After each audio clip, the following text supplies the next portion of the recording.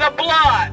We know that if you take a look at the rich people, the super rich people who fund anti-labor efforts like right to work or paycheck deception or the prohibition of dues deduction, if you take a look at the rich people who fund the efforts to try to undercut the advancements made by the civil rights movement, like was done here a few years ago when they made affirmative action illegal, when you take a look at the rich people, the super rich people who do everything they can to fund vouchers and all the other attempts to undercut public education, you know what you find.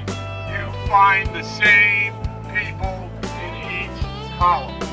So Matthew 7 verses 15 to 20 says, "Watch out for false prophets.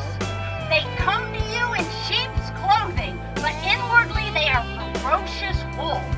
By their fruit you recognize them. Every good tree bears good fruit, but a bad tree bears bad fruit. Every tree that does not bear good fruit is cut down and thrown into the fire. Thus by their fruit you will recognize them." Well, we have some bad fruit here in Michigan. Right to work is a false prophet, a bad tree. It is time to chop it down. Facts. 2000, we had great union jobs in Oklahoma.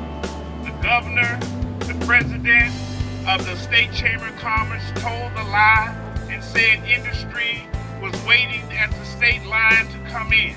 As soon as the citizens voted for right to work and passed it, it was a very tight race. Industry left. It was right to work for less. We have less union jobs. We have less decent paying non-union jobs. Prior to the vote, we had 140,000 citizens who did not have health care. Today we have over 600,000 and counting. The governor does not run the state, the people run the state. So on November 8th, which is right around the corner, we are going to be voting no on issue 2. Issue 2 is the same as Senate Bill 5, which would restrict collective bargaining, make it unsafe for our firefighters if they would not be allowed to negotiate the number of firefighters on their trucks. Our nurses would not be able to negotiate the number of staff and clients. The teachers would not be able to negotiate classroom size and so forth. We must stop what's happening in our states and understand that the governors do not run these states. The people run these states. Thank you. We denounce this effort to bring right to work to Michigan. We call on our legislators to support collective bargaining, to ensure fair wages, health care, safe working conditions, to ensure our teachers are equipped to provide high-quality education for all our students in Michigan and in this country. We fight against making Michigan a right-to-work state. This is the richest, most powerful nation ever known to man. It became the richest, most powerful nation ever known to man because of the working class of America, most of whom were unionized workers.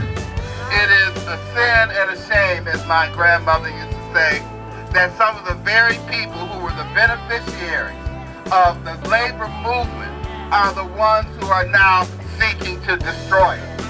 We must make sure that we send a clear, concise, and emphatic message to them, as my brother David Gray said, hell no, right to work has got to go.